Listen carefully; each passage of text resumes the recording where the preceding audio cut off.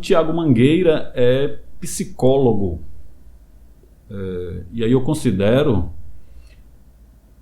as três funções mais urgentes em todas as épocas, por assim dizer: o pastor, o padre e o psicólogo. Esses três elementos, ao meu ver, na sociedade, muito mais agora, eu vejo como funções assim preponderantes para que os seres tenham um contato com a realidade nesse processo dialógico, dialético, e os dissabores de tudo que envolve o estar vivo, dialogando com as pedras que aparecem no caminho, para que você desdobre essas pedras, para que essas pedras possam também ser um trampolim, digamos assim, para que você possa galgar, digamos, novas rotas, por assim dizer. E digamos assim, é um momento salutar estar com o Tiago aqui. A gente vai falar um pouco, Tiago, sobre a saga do herói. Eu acho que esse tema é um tema característico para a gente estar dialogando com o psicólogo, né? Esse ser que burila, esse ser que, digamos, investiga e, sobretudo, o poder da escuta sensível, da alteridade, né? Eu que sou também um produtor de audiovisual no mundo lá do documentário, eu estou com o meu entrevistado, como eu estou aqui agora, e eu tenho também que me exercitar nesse processo da escuta sensível, da alteridade, né? Mas eu percebo que o psicólogo, ele tem esse poder, ele tem essa investida, as várias atribuições dele. Eu acho que essa é a pedra de toque, a perspectiva de saber ouvir e decodificar essas palavras que saem, não é? Esses enredos todos. Bom, eu fiz aqui talvez uma introdução um tanto quanto longa. Tiago está aqui talvez emudecido a me ouvir, mas a saga do herói.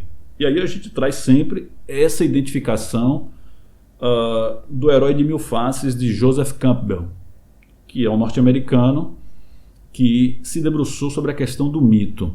Então, o herói. E aí a gente fala do herói agora, Tiago, de uma perspectiva de que você, como herói da sua própria existência, como é que você pode analisar? Então, para nós darmos aqui o pontapé inicial, a gente faz aqui um período de uma breve biografia. Quem é e como se define Tiago Mangueira? Olá, Vonei. Eu acho muito interessante essa comparação que você fez entre o padre, o pastor e o psicólogo, né?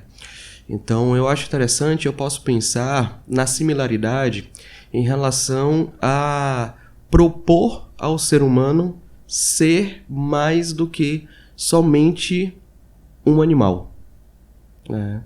Então, esse desenvolvimento dessas capacidades humanas, né, da colaboração, da caridade, da união, né, da civilização, certo? Eu acredito em que são três propostas, né, distintas, mas são três propostas de que o ser humano seja maior, né? Seja maior em sua vida, como o psicólogo propõe, seja maior em sua espiritualidade, né? Seja maior em sua existência, né? Então, essa ideia de que nós estamos conectados uns aos outros, de que nós estamos conectados à natureza, de que nós estamos conectados a uma existência superior, né, em que um padre, um pastor pode propor, ela é muito interessante para oferecer também alguns sentidos e significados que podem ser estruturadores na vida psíquica de alguém, né? Então, essa comparação inicial que você fez, né, entre essas similaridades, também na história da humanidade existiram sacerdotes também, né, existiram os xamãs também.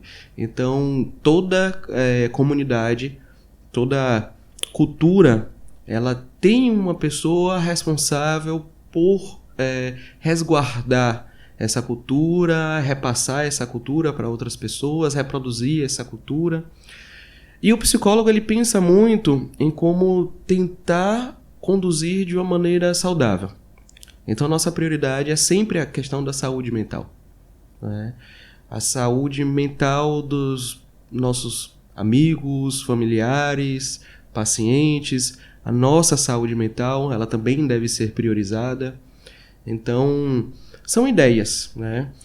A questão é que a psicologia, hoje, ela busca se estruturar muito através da ciência, né?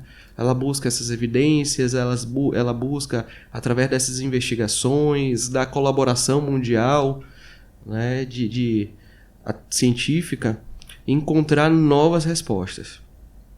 Em comparação a essas três propostas, né, a essas três personas, esses três avatares que você coloca, eu acredito que o psicólogo e a psicologia é uma muito nova, muito recente. A psicologia no Brasil ela tem aproximadamente 60 anos como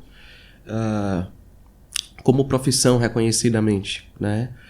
E a gente precisa lembrar que a gente já foi colonizado pela Igreja Católica, né? Então, toda a redescoberta do Brasil, a invasão, a colonização, ela também teve esse suporte da Igreja Católica e com a vinda dos jesuítas, né? Então, em 1550 a gente já tinha missões jesuíticas aqui. Então, em comparação a essas outras personas, né? Essas outras atuações, a psicologia é muito recente. E a gente se propõe muito a investigar, a não responder porque é a resposta fácil, né? Se a gente não sabe a resposta, o mais certo, de fato, o mais honesto também é admitir que não sabemos essa resposta. E eu digo sempre, que a gente já sabe de muita coisa. A psicologia ela já sabe de muita coisa a gente já tem um entendimento muito claro, mas o que a gente não sabe é infinito, né? Não sabemos o que não sabemos. Nós estamos investigando ainda. E aceitamos não saber por enquanto, mas ainda assim nós vamos atrás desse conhecimento. Hoje, a própria Igreja Católica já investe muito em ciência, em busca dessas respostas, né? Na busca científica, né, de quem é, por exemplo, esse Deus, né? O que é essa nova concepção, né, para a Igreja Católica? Então, a Igreja Católica, hoje, a gente já tem as faculdades católicas, a gente tem muito investimento, a gente tem cientistas que são declaradamente católicos, né, e que defendem essa ideia e que, através do método científico, buscam também essas respostas. Então, entre esses três avatares, nós somos aí no início da caminhada, né? No século XVIII, por exemplo, a gente descobre que os gregos já pensavam, né, sobre a mente, sobre o psi, né, sobre a alma. Os gregos já se perguntavam sobre isso. Mas a gente começa a pensar realmente sobre psicologia mais do século XVIII, do século XIX para cá, né? Lembrando que no final do século XIX já a gente tem Schopenhauer, Nietzsche pensando, influenciando o próprio Freud no início do século XX, né?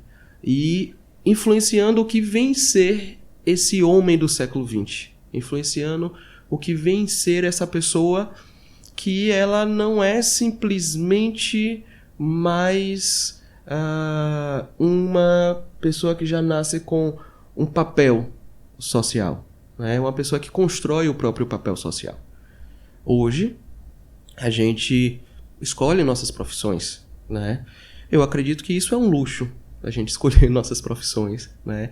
Pensando aí nos séculos anteriores, pensando em Idade Média, em que o máximo que a gente poderia fazer era assumir uma profissão em que era da nossa família, né? Então o filho do açougueiro se transformava em açougueiro porque ele se profissionalizava através da família. Mas hoje não.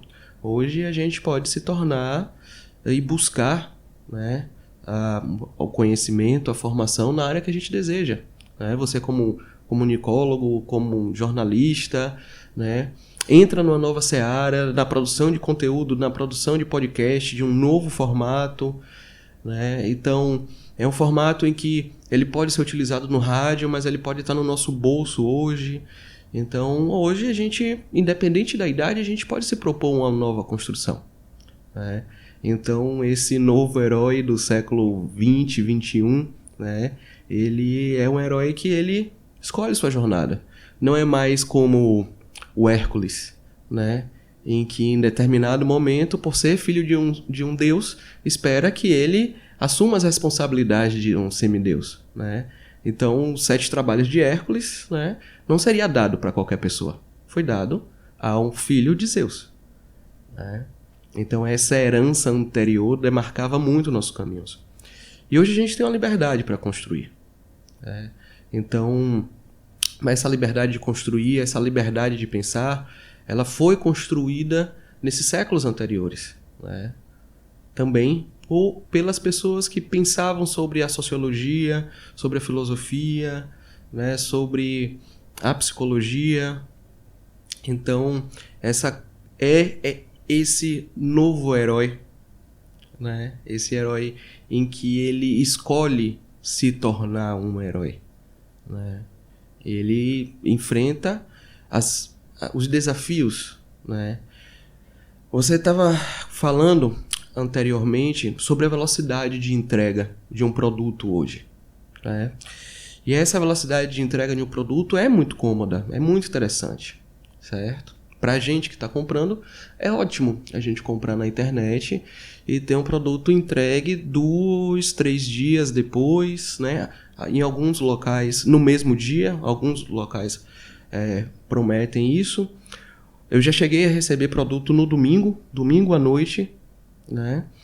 Mas do outro lado, a gente também fala sobre a precarização do trabalho, né? Do outro lado, esse herói, né, que está tentando mudar a vida também precisa enfrentar uma estrutura neoliberal, né? Uma estrutura de precarização do trabalho em que, para ele abre mão do domingo com a família dele para fazer a entrega, né? Então, existem, né, as vantagens de viver nesse novo século, né? Existem as vantagens da gente viver mais, obviamente, usufruir mais tempo das pessoas que a gente ama. Eu acredito que isso é muito importante. Mas existe um outro lado disso também, né? Então, os próprios nêmesis, né, desses novos heróis, eles são diferentes, né? A gente não enfrenta mais um leão, né? O nosso leão, ele é metafórico, né? Matar um leão todo dia. Quem é o leão que a gente luta todo dia, né? Então esse novo herói, ele precisa também compreender quem é o novo antagonista da sua história.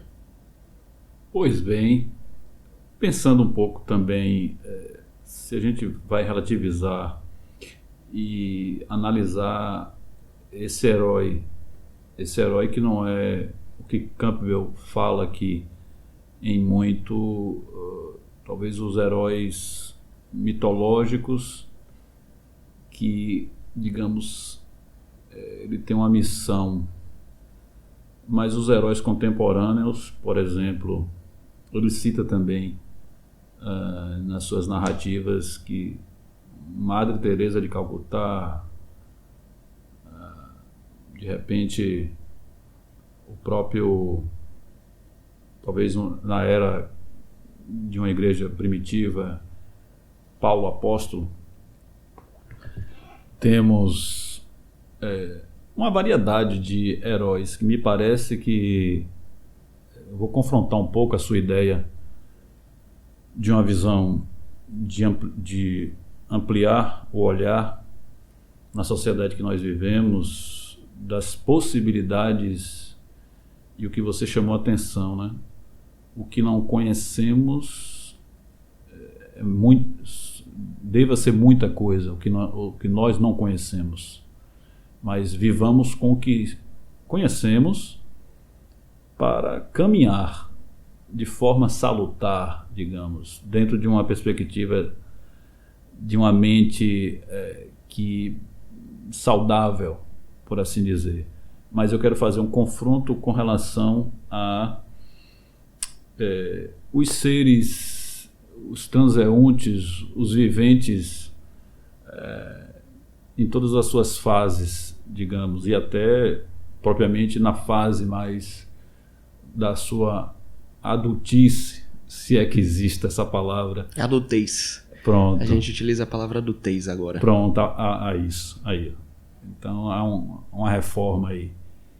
Esse indivíduo, Tiago, que se reconhece no mundo, que são seres comuns, trabalhadores, pessoas que não, digamos, que atingiram ou que estão nos holofotes ou que seja experts, são gênios, digamos assim, mas que são seres comuns, a dona de casa e tudo. Eu queria fazer um confronto com essa ideia de você diz que o homem ele pode pensar em ser o que quer, no que ele se propõe a enveredar por um caminho X ou Y, e esse homem que também ele talvez por uma brecha em sua mente, vamos colocar assim, eu estou sendo muito bem acadêmico aqui talvez, digamos uma fagulha que o atingiu, que ele se percebe enquanto perseguir um ideal. Ou seja, Tiago, ele me parece que não tem como mais ele se desprender-se de uma missão a ser cumprida, entendeu? Então ele se amalgamou, ele se fusionou a uma proposta neste caminhar, e ele foi compreendendo pelos lances, pela própria, digamos, dinâmica da sua vida, ele foi estabelecendo, digamos, uma inteligibilidade para... ele se cercou de elementos tais que ele entende que ele tem uma missão, e ele parece que não vai ser feliz, por assim dizer. Essa palavra felicidade é uma palavra fluida, talvez, de vários aspectos, de várias ramagens, de vários tons, de várias cores, mas ele, em muito também, ele relutou do que o Joseph Campbell fala, né? Ele relutou em partir para essa jornada, mas ele é fustigado, ele é convidado por forças outras, e ele acaba enveredando-se e não se vê mais. Aí eu vou citar, que eu já citei aqui, dois personagens do ponto de vista religioso, né? O Saulo, que se tornou Paulo, né? Ele não se vê mais enquanto Saulo, e ele não se vê... tanto que ele fala, eu sou prisioneiro de Cristo em cadeias. O que é esse ser prisioneiro de Cristo em cadeias? Cadeias físicas, e ser um prisioneiro, um escravo de Cristo de bom grado, por assim dizer. Uma Madre Teresa de Calcutá, um pastor norte-americano que foi assassinado, King Jr., né? Então, como você pode confrontar com um psicólogo essa vertente de um mundo amplo, hoje, no século XXI, e vão me perdoando aí porque a minha introdução, e Tiago está tentando fazer um quebra-cabeça aqui, fazer uma junção das minhas falas aqui. Nós temos uma tecnologia aí, nós temos um mundo fluido, um mundo que muito já se escreve, as relações líquidas, digamos, um mundo que as pessoas podem transitar, surfar, digamos assim, em outras ondas possíveis, inimagináveis, por assim dizer. Eu não sei se eu fui claro, Tiago, eu fui talvez muito verborrágico aqui, mas como é que o psicólogo, e aí eu já vou fazer um recorte, né? Um psicólogo de uma linhagem humanista, como é que ele vê essa questão de que esse ser está amarrado esse ser estar agora como que, digamos, cumpridor. Eu vim para cumprir uma missão e só me sinto bem agindo de tal forma. Não sei se eu fui claro. Aos ouvintes parece que estão aí tentando também se encontrar, né? Nos meus recortes aqui. A gente pode pensar, Valnei, sobre essa questão da missão. Então, como você fez uma comparação anterior, quando você se aproximava de uma instituição religiosa, essa instituição religiosa dizia: olha, a tua missão na Terra é essa, certo? É servir, é ajudar, é colaborar. Quando a gente se aproximava de uma outra instituição, ela te diz: olha, o sentido da vida é esse. Você está aqui na vida para você superar as coisas que você não conseguiu superar numa existência anterior, certo? Então elas são propostas de missões, elas são propostas de entendimento dessa vida, né? E que eles acabam orientando também o nosso comportamento. Tem uma comparação muito simples que eu faço, em que algum tempo atrás a gente tinha uma única universidade federal aqui com a gente, certo? Uma universidade estadual, na verdade. E você tinha uma quantidade específica de cursos, certo? Se você não conseguisse sair, morar em outra cidade, você precisaria e desejasse cursar o ensino superior, você deveria escolher um dos cursos disponíveis e é isso, certo? Você teria ali 10 escolhas, né? 15 escolhas. Você sairia do ensino médio e faria uma dessas 10 ou 15 escolhas, certo? Hoje, nós temos mais faculdades públicas na nossa cidade e a gente tem inúmeras faculdades particulares. A gente tem possibilidades de cursos presenciais e de cursos EAD, certo? E nós temos possibilidades também de cursos em cidades próximas, né? Cidades que são hoje pertencentes à região metropolitana. E o que é que acontece? A dúvida. O que é que eu faço? Qual curso é para mim? Né? O que é que eu quero trabalhar? Para onde eu vou? Né? O que é que vai me garantir um futuro? O que é que vai me colocar trabalhando? O que é que vai ser relevante para a sociedade? O que é que eu faço? Certo? E hoje, até essa ideia entra em questionamento para o jovem. Né? Para o jovem não, para o adolescente. Né? Eu devo fazer faculdade?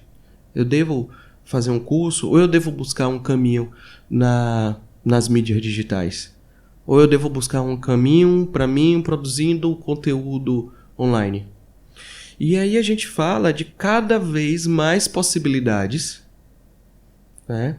Além das possibilidades presenciais, as possibilidades EAD, as possibilidades online, que são também, né, em certo ponto, fora da nossa capacidade de contar. Né?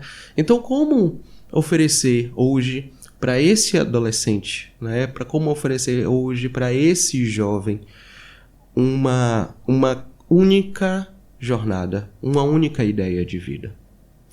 E aí, quando a gente fala sobre a abordagem centrada na pessoa, quando a gente fala sobre a questão da filosofia do século XX, e a gente fala de um tripé muito importante, né? Fenomenologia, humanismo e existencialismo.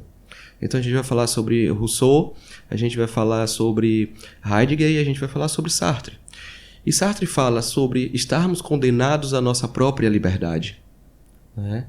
Nós fazemos nossas escolhas e nós lidamos com as consequências das nossas escolhas. Né?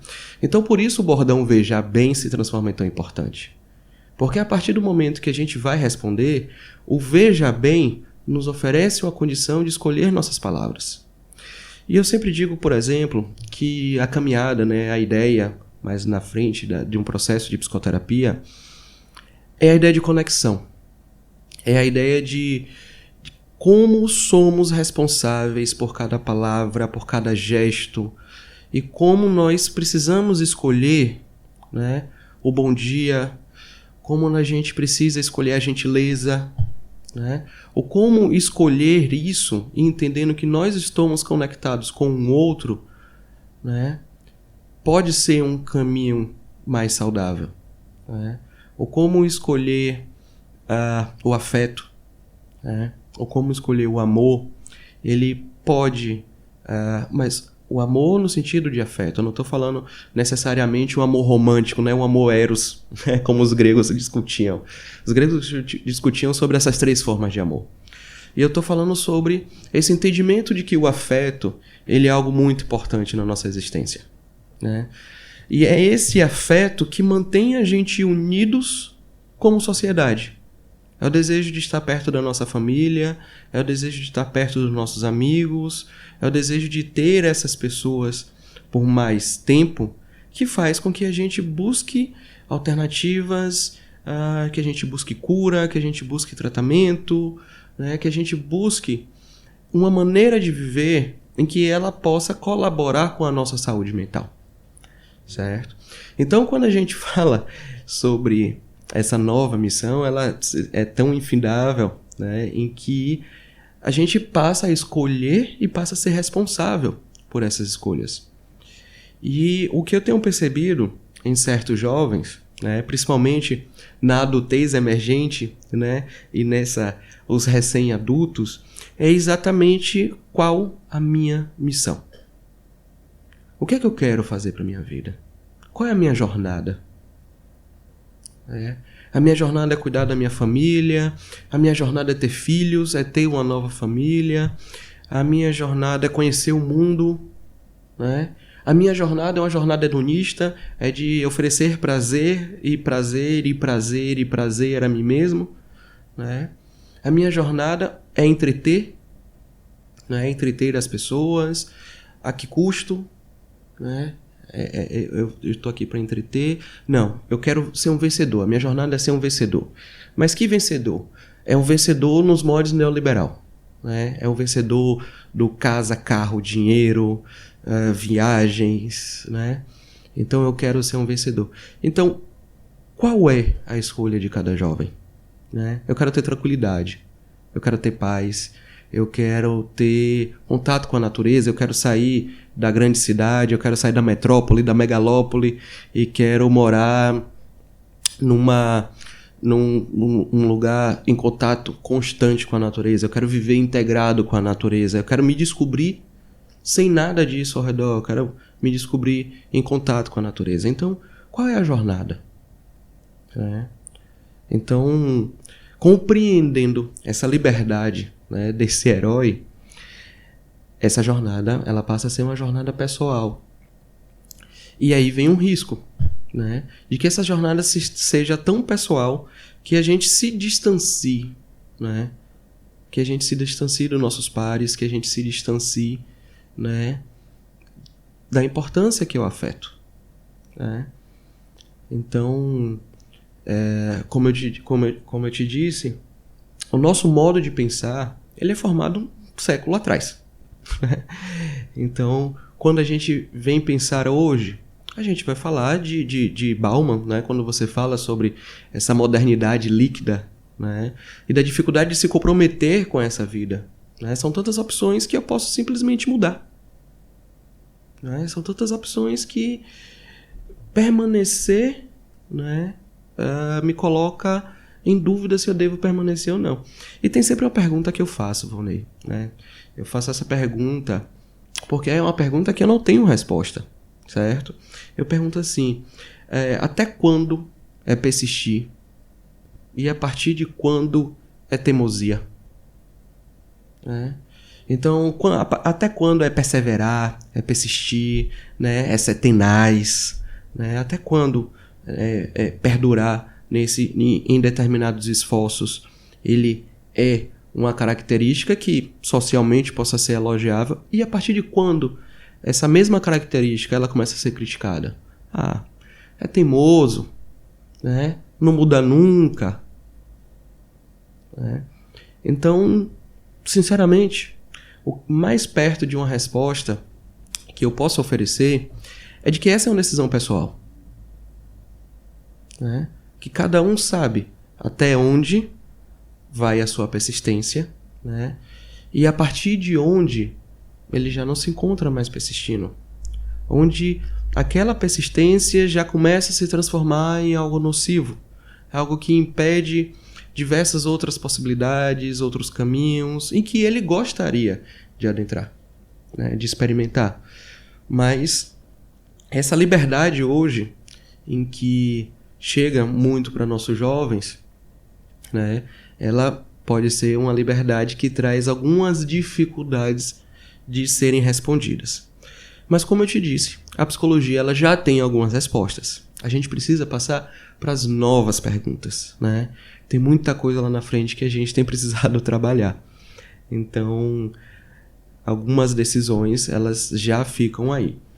Então, eu acredito que a gente pode pensar nessa questão da missão pessoal, né? A gente pensar nesse caminho do herói, né? E qual é a nossa jornada, né? Qual é a nossa batalha, né? Então, quando a gente escolhe a psicologia, ela é uma jornada pela saúde mental. Ela é uma jornada pelo bem-estar das pessoas. Ela é também, né, para alguns, uma jornada para uma vida mais leve, né? Uma vida mais apropriada, né? Uma vida mais senhor da própria vida, né? E aí a gente volta para aquele tópico inicial em que você fala sobre sermos o herói da nossa própria vida, os protagonistas da nossa jornada, né? Então é assim que a gente tem pensado um pouco sobre isso, né? Não sei se todo mundo concorda, mas é uma maneira de pensar, é um caminho para a gente pensar e para a gente encontrar novas respostas, né? Sermos heróis da nossa própria existência. Ok. Então, assim, falar sobre o mundo da psique, desse universo, esse universo infindo, digamos, né? De tantas possibilidades, nos colocar na posição de...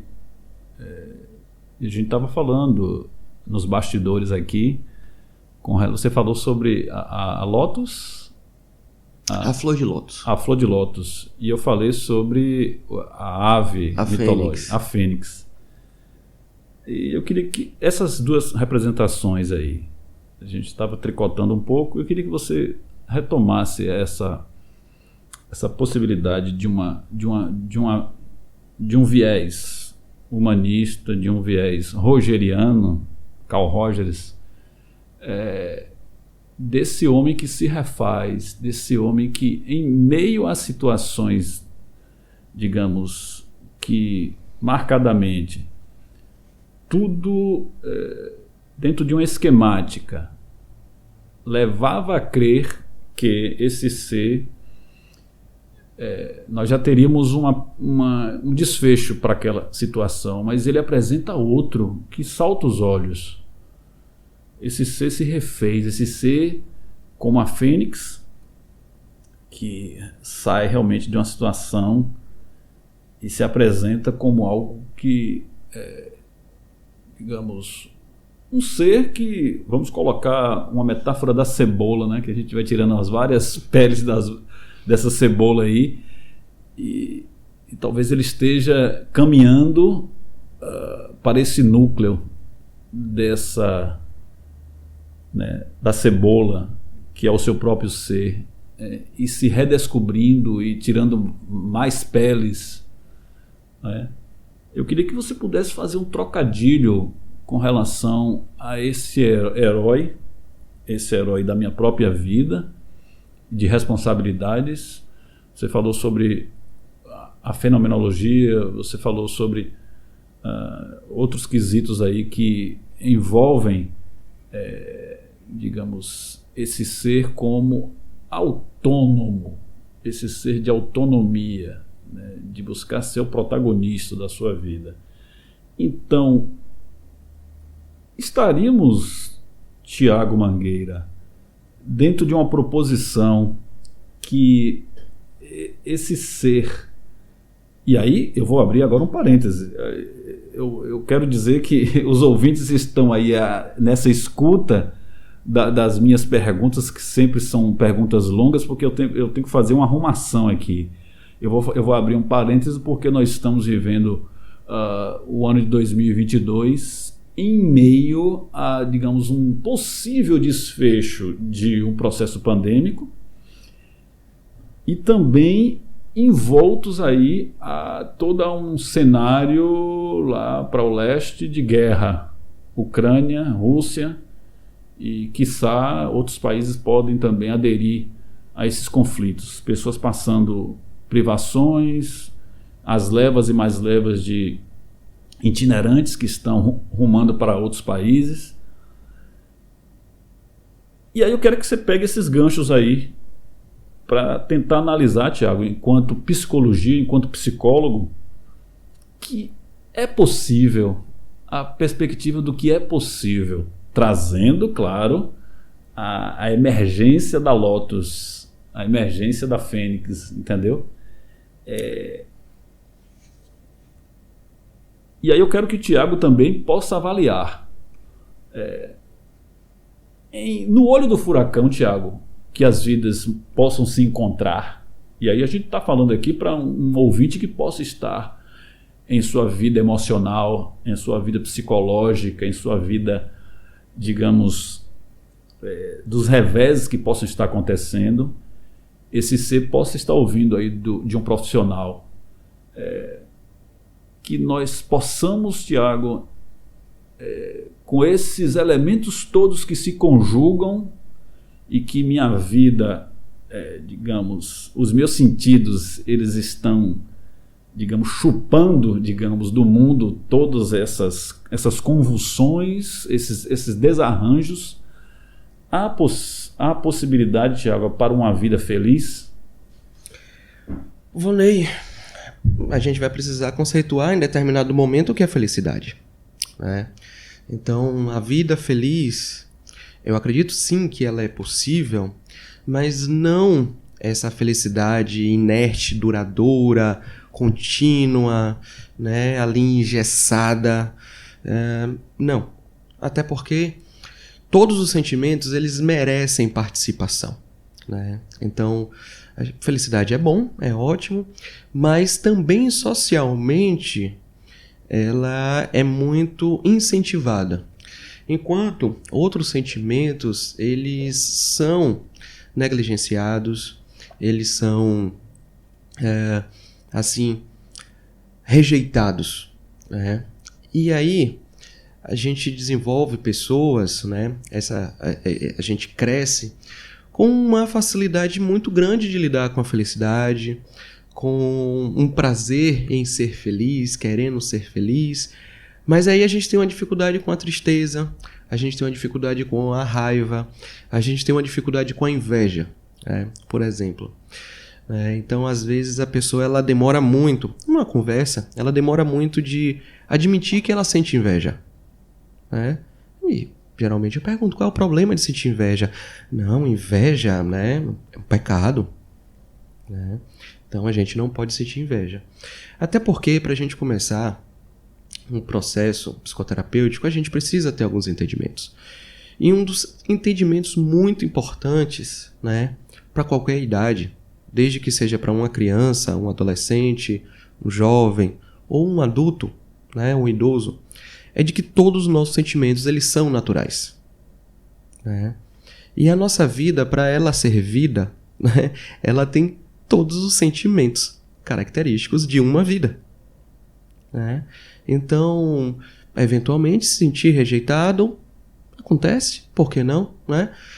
Participei de um processo seletivo e fui rejeitado, né? Ou tentei algo, mas não estou lá no top 1, ganhando estrelinha de primeiro lugar, de todos os aplausos, né? Isso vale para o esporte, mas será que realmente vale para a nossa vida? A gente precisa ser o número 1 em tudo o tempo inteiro, acima dos outros, né?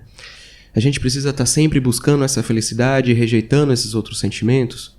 Então eu acredito, sim, no que é uma vida feliz, mas eu acredito muito mais na vida que tem tudo. Ela é muito mais vida, certo?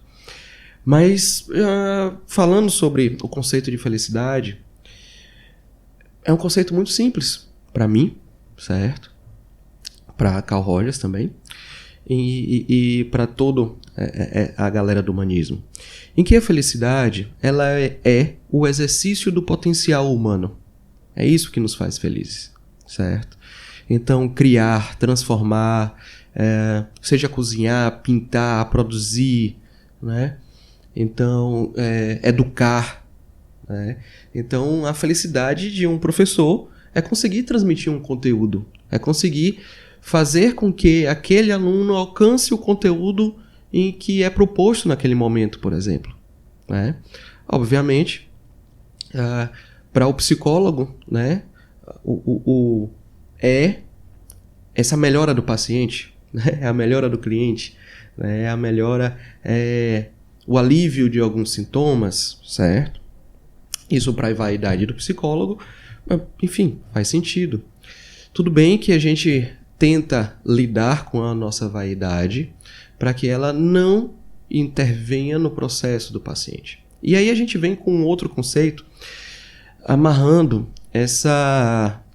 esses dois arquétipos que você traz, né, da folha de lótus que a gente estava conversando anteriormente, e da fênix, né? Me parece que Carl Rogers era um cara otimista, né? Não sei se eu sou tão otimista quanto ele, mas em relação ao potencial humano e a conduta e a capacidade autoatualizadora, nós concordamos, né? Nós concordamos em que esse ser humano, ele tem a capacidade de encontrar as melhores respostas para si mesmo. E, obviamente, se responsabilizar por essas respostas.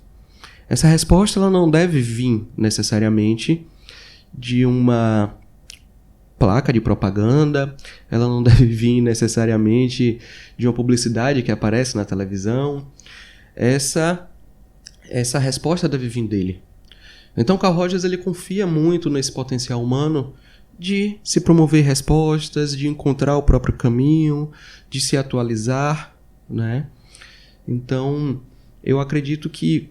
E aí, qual seria o papel do psicólogo, né, nesse trabalho? O papel do psicólogo é justamente tentar trabalhar e compreender, né, e ajudar essa pessoa a compreender quais são as amarras que impedem dela exercer esse potencial, exercer esse poder atualizador, né? O que é que está amarrando, o que é que está ceifando essa pessoa desse exercício do próprio potencial, né? Então, essa é uma proposta da clínica, da abordagem centrada na pessoa, mas essa é uma pergunta que fica, inclusive, para quem está nos ouvindo, né? O que é que você quer fazer? E o que é que está lhe impedindo? Quais são as amarras? O que é que você se diz para você não fazer o que você quer fazer? É o outro, né? É a ideia do superego de Freud, né? Não, isso aqui eu não posso, não devo, né? Serei julgado, né? Então, o que é que está nos impedindo, né, da gente viver a nossa vida como a gente gostaria de viver? É compreender o que é a vida, é propor uma própria vida para si, né? Porque na falta disso vem a publicidade e diz o que é que você deve fazer, né? Como diria a Pitty, né, no Admirável Chip Novo, ela vai dizer: compre, beba, fale, não se esqueça, ouça, fale, diga, né? Então vai vir, né, esse outro tentando controlar esse comportamento, dizer o que você vai fazer, certo?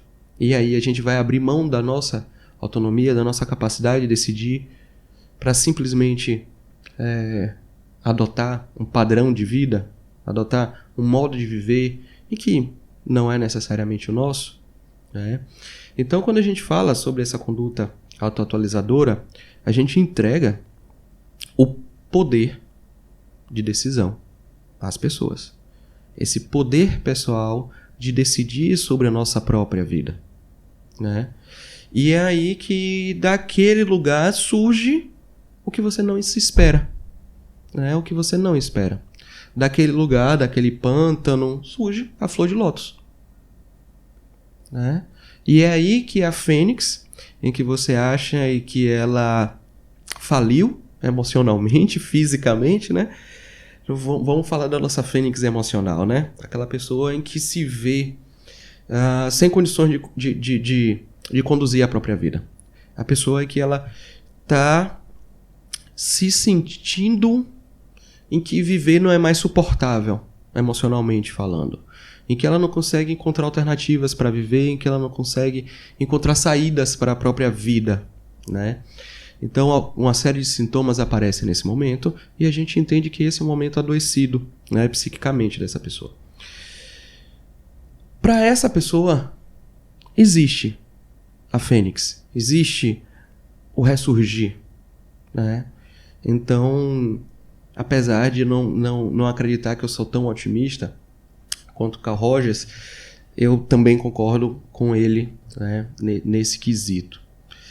Em relação à guerra, por exemplo, da Ucrânia, Rússia, né, a gente vê, e falando sobre pandemia também, eu tenho comentado, Volney, em que eu tenho sentido que nós estamos saindo um pouco mais violentos da pandemia. Né? Eu vou até suspender a minha fala sobre estamos saindo da pandemia, porque eu também já tive esse otimismo em 2020, em 2021 e não saímos. Né? Mas vamos torcer para momentos melhores, né? Vamos cuidar para que possamos viver momentos melhores. Mas eu tenho sentido que nós saímos um pouco mais violentos. Né? Então a gente pode falar sobre a violência no leste europeu, com a Rússia invadindo a Ucrânia, né? A guerra nunca é a resposta. A gente pode falar sobre um simples tapa que acontece no Oscar, né? E uma cerimônia que tem todos os questionamentos, inclusive raciais, né? São questionamentos que precisam existir, por exemplo, numa cerimônia do Oscar, mas acontece um tapa, né? Um homem agride outro, né, em cima do palco. Né? Todas as justificativas elas podem ser apresentadas, né? Mas mais uma vez eu digo que a violência ela não é a resposta, ela não é uma alternativa. Ela não pode ser uma alternativa quando a gente está falando sobre a construção de um mundo melhor. Então, e a gente tem falado recorrentemente sobre como essa violência ela tem se reproduzido em vídeos, na televisão, né, na internet. E a gente acaba despersonificando muito quem é o outro. A gente muitas vezes não lembra que o agredido, ele é uma pessoa, ele é um ser humano. Aquela agressão física, psicologicamente, vai repercutir muito mais. Né? Talvez o tapa em que o apresentador levou, né, fisicamente não doa, mas emocionalmente aquilo vai repercutir durante muito tempo. Né? Talvez tenha 15 dias que isso aconteceu e ele ainda não se pronunciou e nem sei se haverá esse momento de se pronunciar e nem sei se ele deveria se pronunciar sobre isso. Mas enfim. Então, a Carl Rogers ele também tem alguns vídeos, inclusive, de encontros de pessoas que viviam em fronteiras diferentes e uma dizia odiar a outra. Né? Eu odeio determinada nacionalidade, eu odeio determinado grupo étnico. Né?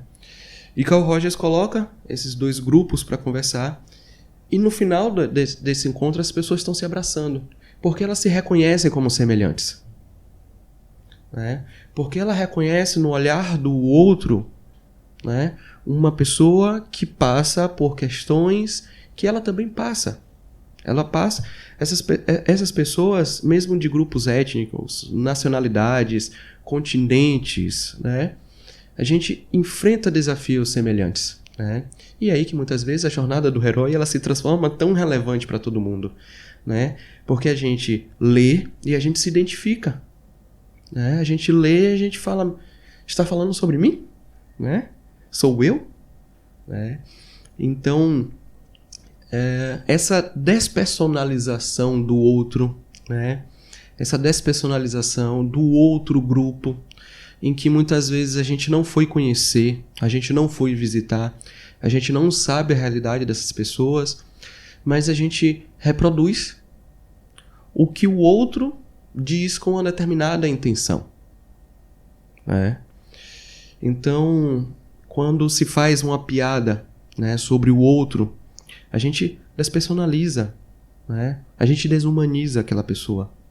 Ele passa a ser um objeto, às vezes, do nosso riso, né? Às vezes um objeto da comédia. E a gente começa a rir às custas do outro, né? E a gente começa a rir agredindo o outro, violentando, né? Violentando a humanidade do outro, né? Então, a gente tem vivido esse momento de pandemia, né? Tomara que seja a saída, a gente tem vivido 2022, esse momento de pandemia, e infelizmente eu tenho sentido pelos noticiários, isso obviamente também pode ser o que chega a gente, né? Isso pode ser o que parece, mas de fato, 100 anos depois da Primeira Guerra Mundial, a gente está vivendo uma nova guerra na Europa, né? Então é por isso que eu digo, Volney, que algumas respostas a psicologia tem. A gente tem a resposta que a guerra não é a solução, né? A gente, em 1945, constrói, né, a Carta de Direitos Humanos, né, que embasa diversas constituições no planeta. Não todas, mas diversas. Alguns outros países continuam desrespeitando os direitos humanos, mas a gente tem a resposta de que respeitar os direitos humanos ele é um caminho, né? Não respeitar os direitos humanos ele acaba levando a gente para o cenário que foi vivido. E aí eu vou dizer, nas primeiras décadas, né? Nas primeiras 5 décadas do século passado, né? Que em 1942 ainda tem a Segunda Guerra Mundial, termina a Segunda Guerra Mundial, deixando diversas feridas psicológicas também nessas populações, né? E a gente não precisa estar, por exemplo, em campo de batalha, a gente não precisa estar num país em que é invadido para a gente viver as feridas que uma guerra abre, né? Então a gente pode falar sobre a Polônia, né? A gente pode falar sobre como a Polônia tem vivido um momento de tensão, né? Tendo a vizinha Ucrânia sendo invadida, né? A gente pode falar de brasileiros, né? A gente pode falar de brasileiros que empaticamente também se compadecem, né, do que estão acontecendo, mesmo sem ter nenhum vínculo, nenhuma identificação, né, direta, mas simplesmente por sermos seres humanos, né? E também é necessário, né, já que a gente está falando sobre guerra de Ucrânia, guerra na Ucrânia, né, a guerra da Rússia na Ucrânia, a gente também precisa falar sobre a condição dos povos originários do Brasil no Brasil, né? O como esses índios que aqui moram, que aqui residem, né, têm enfrentado uma batalha pela sobrevivência, né? Então, uma fala muito importante do Ailton Krenak, que é um defensor dos povos indígenas, desde da década de 70, 60, ele participa dessa luta. Ele diz: nós estamos em guerra há 500 anos. Né? Então, os povos originários, há 500 anos, enfrentam uma guerra. Né? E o Ailton Krenak, ele é da aldeia Krenak, que vive às margens do Rio Doce. O Rio Doce, em Minas Gerais, que foi o rio impactado, praticamente criminosamente impactado pelo rompimento das barragens de mineradoras. Né? Então, a gente precisa falar sobre a guerra da Ucrânia, a gente precisa falar sobre esses momentos, mas a gente também precisa falar do que acontece aqui do lado. Né? A gente precisa falar do que acontece, inclusive, nos bairros vulneráveis, né? Nas pessoas que moram em vulnerabilidade do nosso lado, né? Então, tudo bem, a gente pode internacionalizar a discussão sobre a violência, mas a gente também precisa falar sobre a violência que acontece no nosso dia a dia. A gente precisa falar sobre a violência que acontece do outro lado da rua, né? Mas ainda assim, eu acredito na vida, né? Não necessariamente numa vida restritamente feliz, mas eu acredito na vida e que ela pode ser feliz, sim.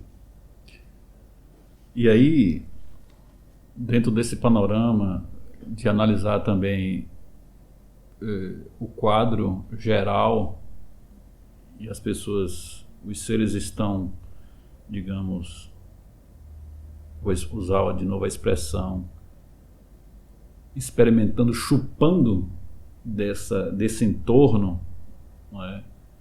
Desse entorno de guerra, desse entorno pandêmico, de uma pandemia que ainda persiste, alguns ensaios até para que se volte as aglomerações maiores a nível de carnaval, a nível de micaretas, São João, né? E por aí vai. E nós estamos, Tiago, falando sobre o ser, sobre as relações interpessoais, sobre a dinâmica da vida enquanto possibilidade de que eu tenha a produção e a reprodução da minha vida de forma prazerosa, salutar, e que eu possa também, ao longo dessa jornada, ser um agregador de coisas boas, por assim dizer. E em situando toda essa, digamos, epopeia do homem, dos discursos em muito que se apresentam, eu talvez vou tocar agora em um ponto que nós estamos em um ano-chave aí, para a gente falar um pouco sobre esses homens que, para além de se reconhecerem enquanto, você falou muito propriamente, ali tem outro ser humano que eu tenho que vê-lo como ser, eu tenho que ver como um igual, digamos assim, um igual na sua constituição fisiológica, no estar no mundo, né? Então, para além de ver esse outro, eu quero tocar em um ponto que eu acho que cada vez mais agora a gente está vivendo os atores sociais que em talvez décadas passadas estavam no anonimato, agora não estão mais. E agora eu me coloco, e aí você chama atenção para que eu tenha responsabilidade com aquilo que eu falo, como é que vai ressoar isso, como é que isso vai chegar ao receptor. E a gente fala um pouco sobre esses elementos de ordem institucional, a gente fala sobre partidarismo, a gente fala sobre política partidária. Eu quero puxar um pouco essa discussão. Nós tivemos outras eleições nesse século XXI, né? E agora está se aproximando uma eleição que me parece que já começam alguns ensaios de homens e mulheres se algafinhando, digamos,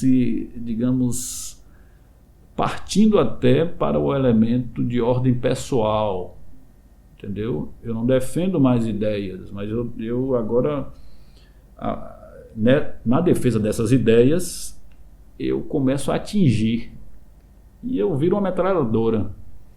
E eu percebo muito que nesse mundo digital, nesse mundo das redes sociais, isso ganhou uma amplificação, entendeu? Nós estamos vivendo a era da informação digital. Se a gente for remontar lá nos anos 60, 70, a gente tinha até, digamos, os dissabores da política partidária enquanto localizada, das cidadezinhas, né?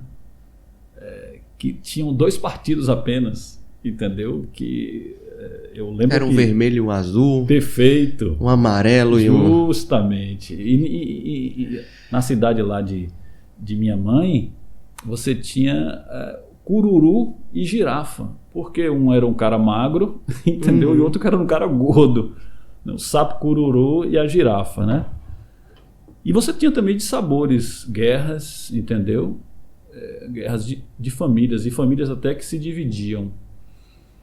Eu quero que você faça uma análise, Tiago, psicológica, afetiva, desses seres que saem do campo das ideias e vão para o campo pessoal e até, digamos, lançando algumas setas inflamadas que deixam sequelas para o ser. Como é que você vê isso? Algumas pessoas, elas têm... que chegam para mim para conversar informalmente, né? E aí elas vêm conversar sobre diversos assuntos, né? E recorrentemente elas citam sobre a inversão de valores, né? Elas usam essa sentença e falam: mas o que está acontecendo é a inversão de valores. Não é propriamente uma inversão de valores, porque a gente não sabe quais valores estão sendo invertidos, né? Porque a gente nem sabe quais são os valores que estão operando de fato, né? Então, existe hoje, né, essa presença da rede social, né, assim, mediando muito essas relações, inclusive a propaganda eleitoral. E a gente já viu, né, como algumas democracias elas foram praticamente hackeadas, né, pelo trabalho na rede social, né, como algumas campanhas vieram a quebrar o pacto democrático, né, para manipular o resultado da democracia, certo? Então hoje a gente tem uma presença muito grande das redes sociais. E essas redes sociais, ela tem valores da rede social. Na rede social, o valor é quem determina o algoritmo, certo? Então, se em determinado momento um prefeito chamou um ex-vereador ou um vereador para resolver as políticas, as desavenças políticas no ringue, como aconteceu aqui no Brasil recentemente, acredito que ou no ano passado, acredito que em 2021 aconteceu essa cena de um prefeito, né, convidar o seu adversário político para resolver as desavenças dentro de um ringue, certo? Quem vai determinar de uma maneira mais ampla se isso é legal ou não é a rede social. Porque isso pode trazer, né, uma publicidade para os envolvidos que vai garantir a presença contínua desse tipo de comportamento, né, de pessoas que adotam esse tipo de comportamento na legislação desse município, né? Então, hoje, quais são os valores da rede social, né? O quanto a gente potencializa um comportamento que há 20, 30 anos, né, ele seria condenável. Você pode pensar hoje sobre comportamentos que seriam difíceis de aceitar há 10 anos atrás. E hoje a rede social, ela traz um impulso para isso através do algoritmo. E rede social, ela não tem valores, né? Esses valores, né, sociais, obedecer esses pactos, o pacto democrático, né? A rede social, ela vai obedecer pacto democrático, né? Eu acredito que isso é muito distante. Então, essa vida, ela começa a ter essa característica de vale tudo, né? Vale tudo desde que não exista um cancelamento, né, na rede social, vale tudo desde que traga um impulsionamento. E aí vem uma máxima antiga da publicidade que não existe publicidade ruim. De que não existiria essa publicidade ruim, mesmo a pessoa que é cancelada. Teve recentemente também um DJ que agrediu a esposa, em que ele foi cancelado na internet, mas no momento seguinte ele ganhou uma projeção de seguidores e de like, em que a rede social ela não tem esses valores de, poxa, eu estou lidando com uma pessoa em que acabou de cometer um crime, né? E cometer um crime psicológico também, violência física e psicológica, né? Eu estou lidando com uma pessoa capaz de cometer esse tipo de crime. Vamos tentar entender isso, né? Vamos tentar discutir isso. Então a rede social hoje, que é determinante nas campanhas, que aumenta muito o alcance de um candidato, né? O candidato ele pode não ir na sua casa, mas ele te enviar o santinho todo dia, enviar uma mensagem para você, né? Ele pode gravar o seu nome, mandar para você: Volney, meu amigo, estou lembrando de você, estou passando aqui para afirmar a nossa parceria, para no dia da eleição, né, ajude seu amigo e tal. Então ele não precisa mais ir na sua casa, ele não precisa mais beijar a criança no centro de abastecimento, né? Ele vai rapidinho, grava um vídeo, né, faz uma cena e depois o trabalho ele se intensifica muito nas mídias sociais. Então, essa reconstrução desses valores, que eu não vou chamar de inversão de valores, eu vou chamar de reconstrução de valores, ela está acontecendo o tempo inteiro, mas nesse momento ela acontece de uma maneira muito intensa. E, sinceramente, os valores da rede social são os valores que o algoritmo determina. Agora, na nossa vida, eu também acredito que a gente tem reconstruído um pouco disso, obviamente com o impacto da rede social. Eu lembro, Volney, quando eu era quarta série, né, eu iniciei numa escola nova, numa escola muito grande aqui em Feira de Santana, e a palavra gatilho para começar uma briga era que alguém ofendesse a mãe do outro. Você poderia dizer qualquer coisa, você poderia xingar outra pessoa, você poderia, mas faltou com a honra, né? Partiu para agredir a família, isso passou dos limites. E a gente ia para a direção e dizer: não, eu tô aqui, mas ele xingou a minha mãe. E a gente ia dizer isso cheio de razão, cheio de propriedade, certo? Mas hoje a gente vê os representantes ou pretensos representantes do povo fazerem isso de todas as maneiras, né? E a gente pensa, certo, ele defende o valor da família, mas ataca, né, agride verbalmente uma mulher. Ele defende a família, mas ele aceita uma criança sem escola, né? Ele defende a família, mas ele não garante o direito do domingo de descanso para que o pai esteja com a família nesse momento. Ele defende a família, mas ele não dá condições de lazer, né? Não promove condições de lazer para que a família vá para um parque, né? Então, muitas vezes a gente se diz defensor da família, né?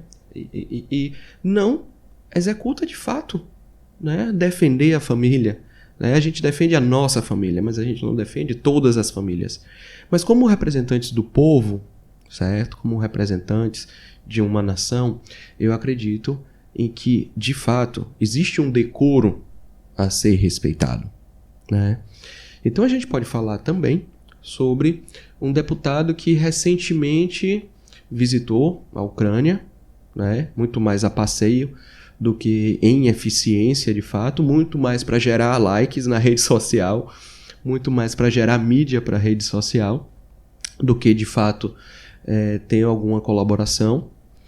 E ele grava um áudio terrível, né? Ele grava um áudio hediondo sobre falar sobre qualquer ser humano, ainda mais sobre mulheres que estão vivenciando uma guerra, né? Então a gente está falando sobre um representante que, antes de ser representante, era influencer, youtuber, certo?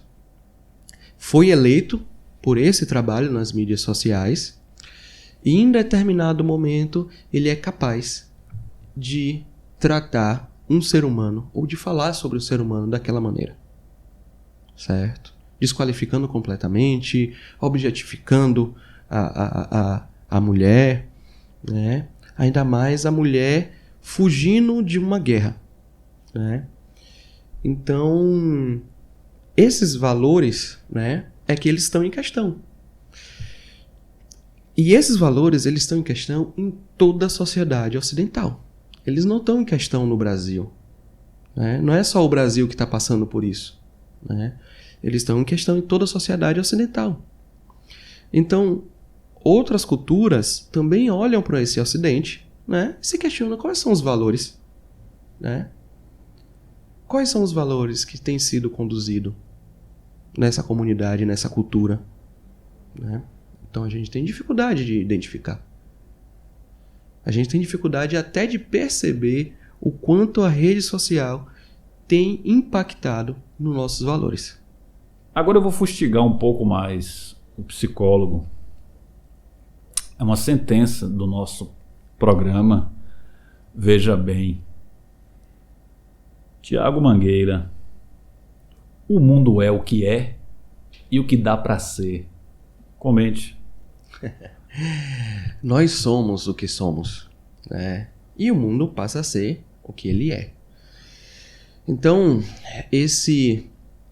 essa pretensa homeostase, né, do mundo, né, esse funcionamento natural, né, que busca esse equilíbrio, ele realmente, o mundo é o que é, né? Agora, o que dá para ser, realmente, dá para ser muita coisa, certo? Ele é o que dá para ser no momento, né? Mas e o que é que a gente pode construir? Ele realmente é o que é, ele é o que dá para ser, né? Mas a gente vai continuar lidando com as mesmas coisas o tempo inteiro ao longo da nossa história? A gente vai continuar lidando ao longo da nossa história com situações de confronto, de guerra, de fome, né? Existe um leve incômodo com essa sentença, né? Que realmente, tá, eu aceito. O mundo ele é o que é e o que ele dá para ser. Mas e se a gente falar, por exemplo, sobre a fome, né? A gente tem a capacidade de alimentar toda a população mundial. E essa sentença do mundo é o que é e ele dá para ser, ele vai trazer pra gente um conforto sobre é isso aí, é o que dá para ser, né? É o que dá para ser e não dá pra gente construir algo melhor, é o que dá para ser e não dá pra gente crescer, é o que dá para ser e somos estáticos na nossa existência e isso não muda, né? Eu acredito que essa ideia, né, ela é válida, mas eu acredito que a gente já pode abrir mão dela. Por quê? Estamos em constante aprimoramento, certo? Então, o nosso cérebro tem a capacidade de se aprimorar, né? Então, quando a gente fala sobre esse nome lindo, né, neuroplasticidade, né? Então a gente está falando sobre a capacidade que o cérebro tem de, independente da idade, ele se desenvolver, né? Ele aprender novas coisas, ele esquecer algumas porque a gente precisa esquecer também, mas independente da idade ele tem a capacidade de criar, né? E a gente tem pessoas com 60, com 70, com 80 anos que estão produzindo, né? Que estão criando, que estão transmitindo conhecimento, né? Então, é o que é e o que dá para ser.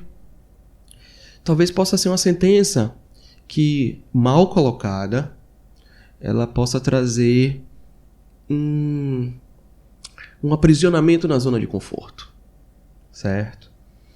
Enquanto outras pessoas estão mostrando que pode ser mais, pode ser sempre um pouquinho mais, pode ser melhor, encontram caminhos, né?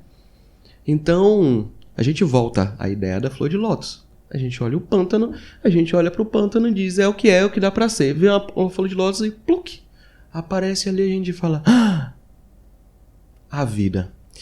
E o que eu fico tão fascinado, a gente falando a vida é o que é e o que dá pra ser, é porque a vida, ela sempre surpreende.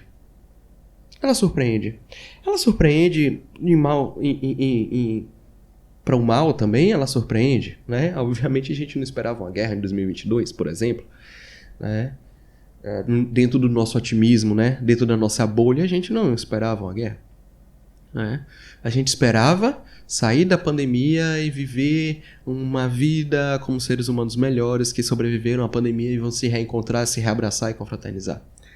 Era isso que a gente esperava. Mas a vida, ela sempre surpreende, Volney. Então, veja bem. Toda vez em que eu penso, né, em que a vida é o que é e o que ela dá pra ser, ela vem e ela me mostra que ela pode ser mais.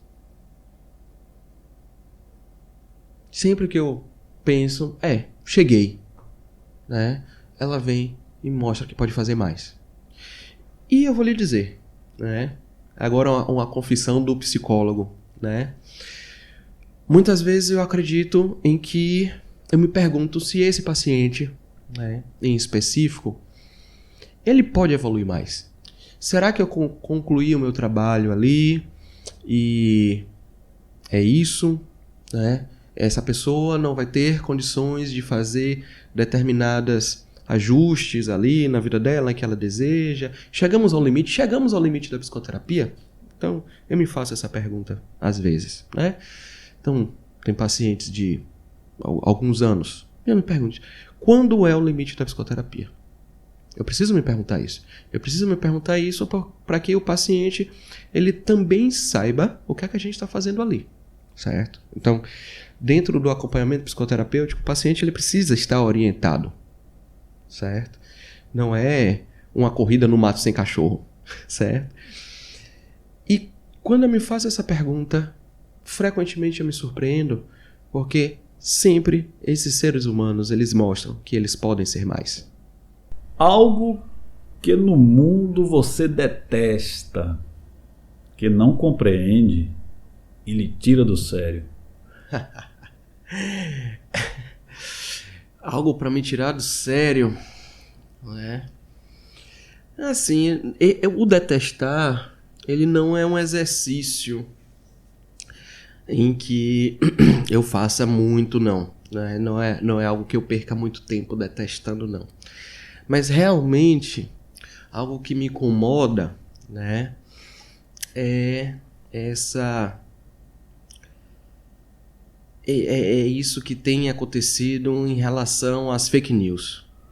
Né? Então, esse espaço que tem se dado para notícias inverídicas, para um trabalho em que não é jornalístico, em que a intenção é desinformar, é manipular.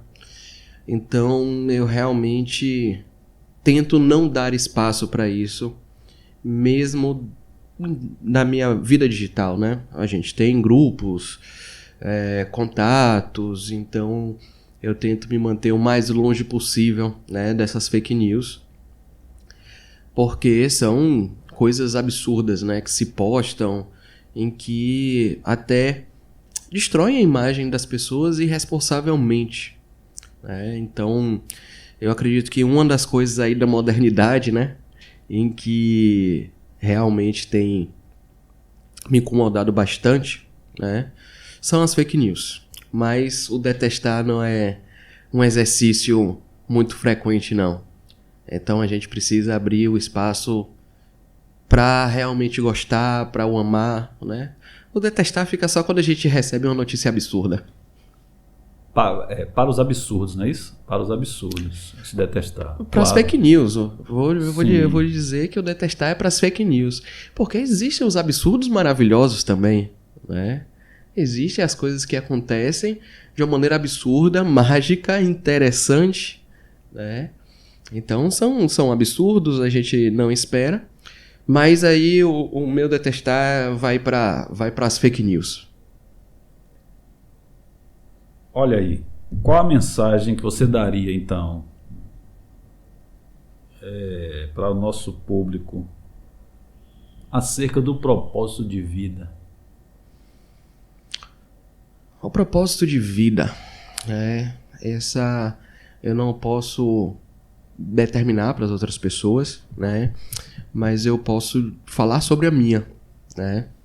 E a questão do propósito de vida, eu entendo que o elemento mais importante para o ser humano, ele é a afetividade. Então, é através da afetividade que a gente se organiza em sociedade. O bebê humano, ele precisa de afetividade para ele se desenvolver bem, para ele ser bem alimentado, para ele ser cuidado, para ele ser protegido, né? Então, a gente precisa dessa afetividade para sobreviver. Eu digo que a gente vive hoje um modo de produção capitalista, a gente já viveu o feudalismo, a gente já viveu outros modos de produção. Mas o afeto, ele sempre foi importante, desde a existência, pelo menos do sapiens sapiens, né? Do Homo sapiens. Então, esse afeto é fundamental. Então, um propósito de vida, né? Ele pode ser o amar. Ele pode ser o viver os nossos afetos, o viver nossas relações de uma maneira saudável, né? E a gente vai escolher como é que a gente vai fazer isso, certo? Então, eu acredito que esse é um propósito importante, né? Obviamente, eu não determino que todas as pessoas devem viver para esse propósito, né? Mas eu falo sobre o meu propósito. E agora, um sonho que você gostaria de ver concretizado? Um sonho? Essa palavra sonho também, ela, não sei se seria adequada, esse sonhar. Falar com o psicólogo também é falar sobre o sonho, né? Sobre o sonho que a gente sonha à noite, quando está dormindo, mas também o sonho que se sonha acordado, na perspectiva de desejar algo talvez que seria inalcançável por demais. Seria uma quimera, seria uma utopia, mas uma utopia que eu gostaria de ver realizada. Tá. Um sonho para a humanidade, né? Primeiro um sonho para o planeta, né? Que a gente conseguisse viver mais em harmonia com a natureza, né? Que a gente conseguisse proteger, que a gente conseguisse viver de maneira mais sustentável, né? Então esse fica um sonho aí para o planeta. Um sonho para a humanidade seria a erradicação da fome, né? Então é uma utopia, mas assim, sonhar transforma isso em impossível, né? Então eu espero muito que eu veja um dia um planeta em que as pessoas não passam fome, né? Então que as pessoas não estão na rua com fome, né? Que as pessoas têm outras questões, né? Que elas vão pedir, sei lá, medicação, né? Elas podem pedir medicação, que elas vão pedir outras necessidades, né? Que elas estejam na rua precisando ganhar dinheiro para outras coisas, mas não pela fome, né? Eu acredito que dói muito você ver alguém com fome, dói muito você imaginar em que aquela pessoa ela tá realmente passando fome, né? Então, um sonho, um sonho seria um sonho aí para a humanidade seria a erradicação da fome. Um sonho pessoal, para mim seria ver o meu Palmeiras bicampeão mundial em loco, dentro do estádio. Eu acredito que esse é um sonho com a minha família, né? Abraçando os minhas filhas, que são meus amuletos da sorte, né? O psicólogo não acredita muito em sorte, mas se eu tiver algum amuleto da sorte são elas, né? Minha esposa, minhas filhas. mas seria exatamente esse meu sonho. Eu não tenho mais muitos sonhos adiante. Tenho desejos, tenho planos, né? Tenho vontades, obviamente, mas eu posso dizer que eu já consegui realizar todos os sonhos que eu tinha como criança, quando adolescente, né? Quando eu comecei a estruturar um sonho, né? Eu acredito que meu sonho sempre foi minha família, né? Então, se isso já está conquistado, agora é realmente cuidar delas para que elas também tenham o melhor desenvolvimento possível, né? E alcancem tudo que elas puderem alcançar. Então, tendo esse sonho realizado, eu acredito que eu não posso pedir mais muita coisa, não. O resto é só bônus.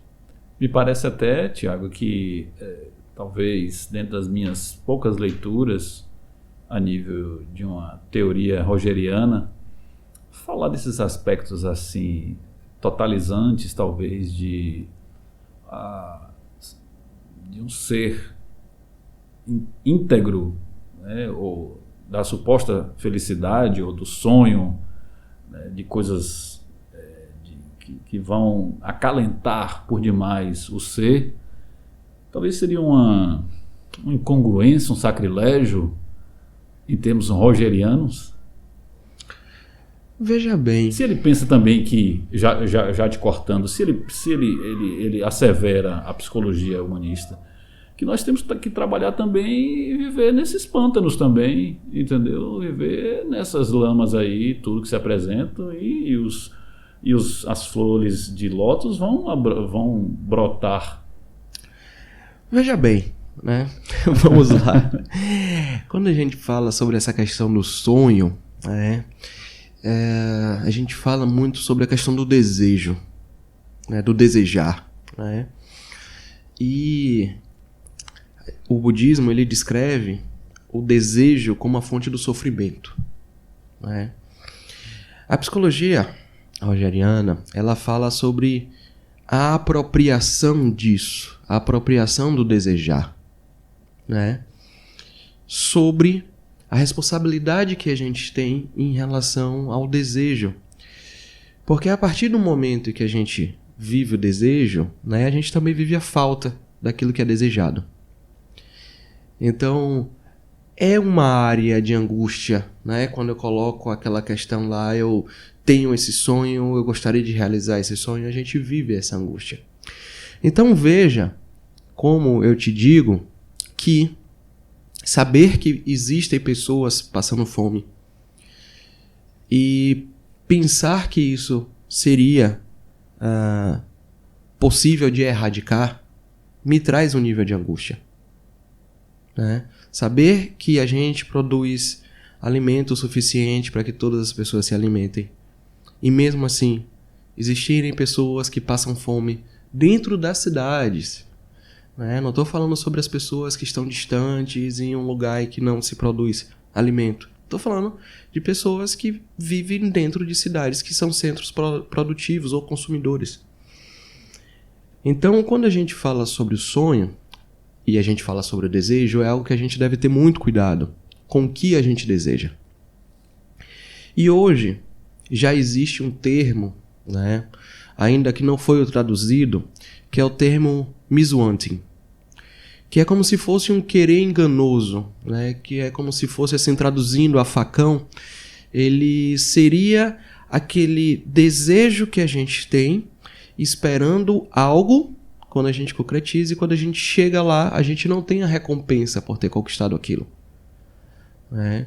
Então a gente vai, hoje, por exemplo, e tem o nosso desejo apontado. Eu sonho em ter um determinado carro, né? E a partir de ter esse carro, surgem outros problemas. IPVA, manutenção, determinada troca de óleo. E que, na verdade, aquilo não é nenhuma conquista real para você. Não é nenhuma conquista. Você vive o momento da compra, vive aquele prazer da conquista, mas aquela satisfação de usufruir daquilo não perdura, não muda. E logo você precisa de um outro querer, de um novo sonho, né? Então, quando o Sun Tzu, ele fala, né, no Arte da Guerra, por exemplo, que para você dominar o seu inimigo, você precisa conhecer duas coisas: o que ele deseja e o que ele teme. Né? Então, obviamente não estamos falando de inimigos aqui, né? A gente não citamos a guerra, mas estamos falando... O nosso desejo, ele controla a gente. Né? Então, o nosso desejo, ele direciona nosso comportamento. E a gente faz ele de uma maneira muito automática. Então, por que não refletir sobre esse desejo? Por que não refletir sobre o que a gente realmente deseja, o que deveríamos realmente desejar? Então, eu acredito que a gente, com o desejo, né, a gente precisa tomar muito cuidado, porque algumas pessoas, elas vivem muito no desejo, vivem muito na falta e vivem muito infeliz, sempre acreditando que o desejo está na próxima, a felicidade está na próxima conquista, na próxima realização de desejo, né? É uma concepção de vida, né? Algumas pessoas podem pensar, viver, realizar desejos, mas eu acredito, a psicologia, a abordagem rogeriana, a psicologia budista, ela também acredita que a gente precisa tomar muito cuidado com o nosso desejo, apesar de sermos seres desejosos. Aí tem outra questão agora, até filosófica aqui. Eu estou puxando muito, eu estou realmente, digamos, gastando aqui o tempo, usufruindo desse tempo com o psicólogo Tiago, porque eu acho de fundamental importância nessa abordagem nossa aqui da saga do herói. Eu acho que o dado psicológico ele é de primeira mão. Um homem possui poderes que transcendem os seus poderes físicos.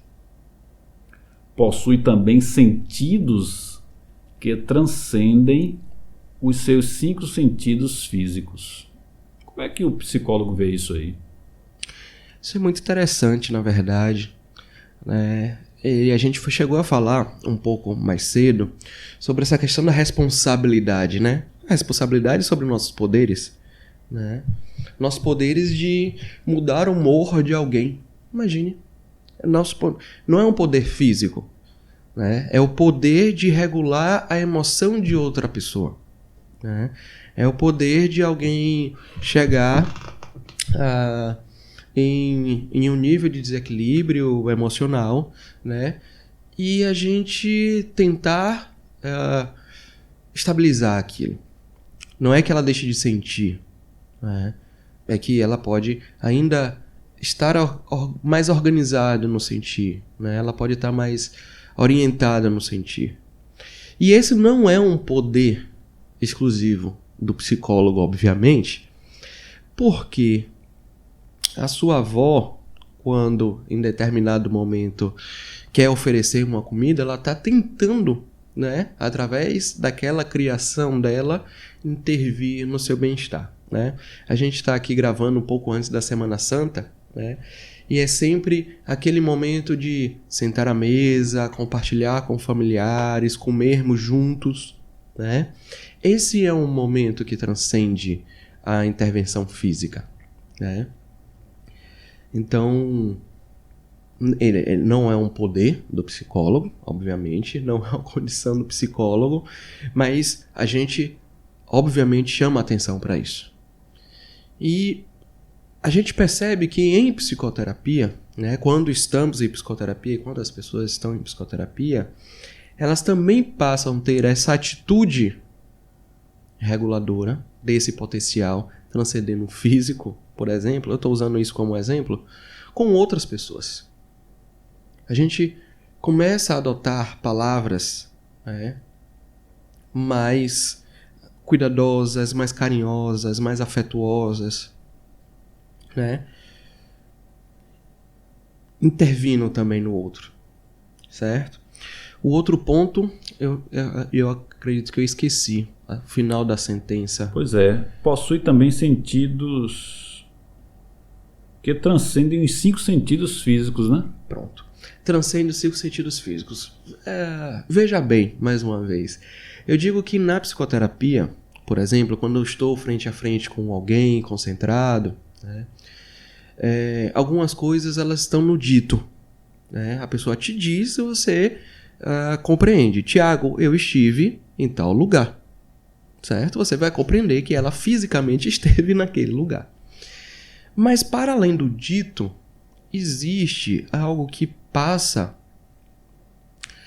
a gente pode dizer que inconscientemente, pela nossa percepção. E você não necessariamente entende o que está acontecendo, mas você percebe no teu corpo, você percebe na tua sensação outros elementos. E aquela pessoa ela não te transmite somente o falar, né? O gesto dela, o tom de voz, né? Ela te comunica outras coisas que naquele momento você não está percebendo. Talvez você não esteja lendo, mas aquela pessoa deixa uma marca. Então não é preciso, por exemplo, ser um profissional da área para você entender que tem algumas pessoas que você encontra e se comunica e essas pessoas transformam o seu dia em melhor. Talvez só por ter visto, talvez só pelo aperto de mão, talvez só pelo sorriso, certo? Mas existem outros elementos aí, existem elementos que podem ser imperceptíveis, né? Sim, né? E existem pessoas que você não quer encontrar nem brilhando. Tem pessoas que você fala, não, hoje não é um bom dia para encontrar essa pessoa no trabalho. Hoje não é um bom dia para encontrar essa pessoa em tal lugar. Então, as pessoas deixam essas marcas. O que é que acontece? Algumas pessoas chamam isso de energia. Certo? Como tal pessoa tem uma energia boa, como eu me sinto bem com ela, estamos conectados. Eu não sei falar exatamente sobre energia. Não é bem a minha intenção, não é bem usar a palavra vibe, né? Não é bem a minha vibe falar sobre energia, certo? Mas eu falo exatamente sobre como o nosso corpo ele é o tempo inteiro um produtor de sentidos, né? Como o tempo inteiro nós estamos percebendo esse ambiente, percebendo o outro, né? Então eu não consigo te explicar, te dar uma explicação aí da energética por conta disso. Mas eu sei que o tempo inteiro nossos canais de percepção eles estão abertos.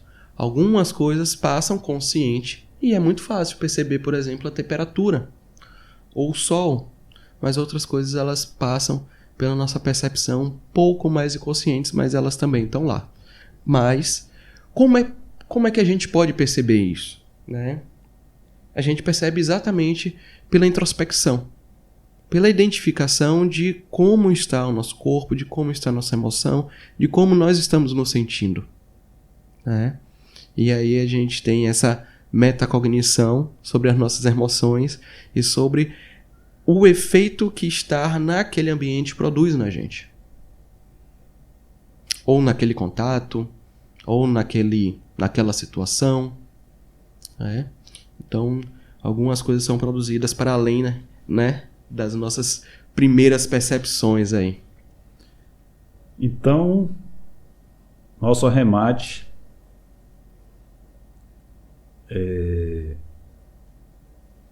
o que esperar do futuro?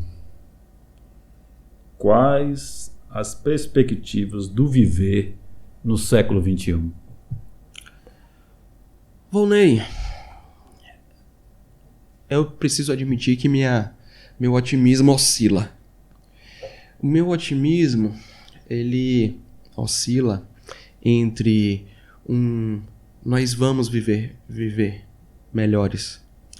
Nós vamos encontrar um caminho, né, para as pessoas, para que elas possam compartilhar mais, para que elas possam colaborar mais, para que elas possam se respeitar mais. Então tem muita gente boa tentando construir esse caminho, né?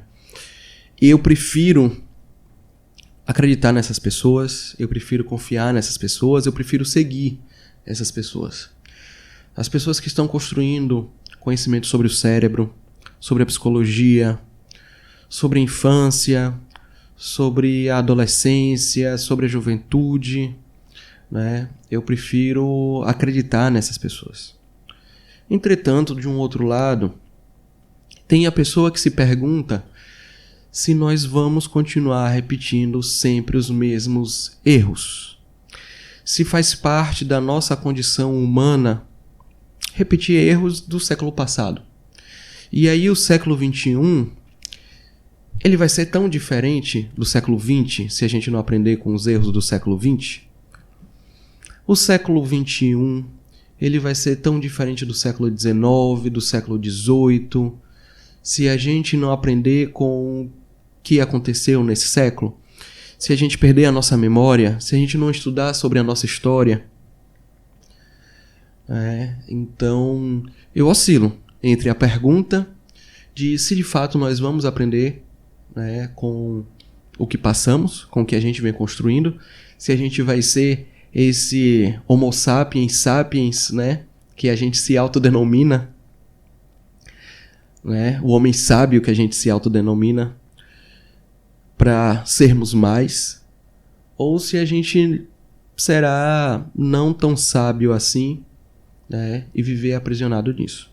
Mas, como a gente tem a liberdade de escolher sobre também no que a gente vai acreditar, eu prefiro acreditar nas pessoas que estão construindo, eu prefiro acreditar nas pessoas que estão produzindo, nas pessoas que estão lutando para a gente viver melhor. Chegamos ao final, né? Nós poderíamos estar aí dialogando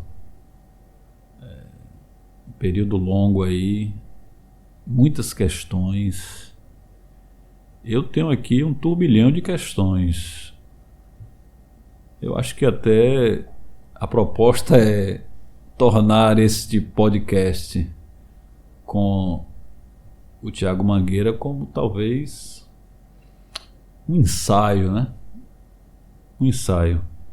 Que nós pudéssemos, talvez, não sei, vamos colocar aí um tempo de, para que essas coisas possam se dar.